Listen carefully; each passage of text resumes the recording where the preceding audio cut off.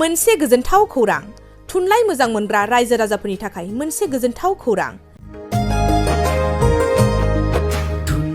थांनाय बोसोरफोराव खुंफुंबोनाय बायदिनो बिटिआर सरकारनि दैदेननायाव बे 2024 मायथाइयावबो गोजोन आरो खौसेथिखौ सिगाङाव दोननानै थामथि क'क्राझार थुनलाइयारि फोरबो एबा क'क्राझार लिटारेरि फोरबो खुंफुंनो साखाफारा जादों। 2024 मायथाइनि जानुवारि दाननि 27, 28 आरो 29 जानुवारिसिम सानथामनि मेहेरगोनां हाबाफारिजों गोजोननि नोगोर क'क्राझारनि बड'फा कालचारेल कमप्लेक्सआव थामथि क'क्राझार थुनलाइयारि फोरबोखौ खुंफुंनो साखाफारा जादों। बे फोरबोनि गाहाय थांखियानो जादों बर' राव थुनलाइखौ बुहुमाव सिनायथि होनायजों लोगोसे बे फोरबोआव गुबुन गुबुन हादरनि गुबुन गुबुन हारिनि थुनलाइ लिरगिरिफोरनि रोंगौथिखौ फोरमायलायनाय। बेनिखायनो गासै रायजो राजाफोरखौ लोगोसे गोसो गुदुं थुनलाइ लिरगिरिफोरखौ बाहागो लाफैनो थाखाय बानजाय आफादा खावलायहरदों।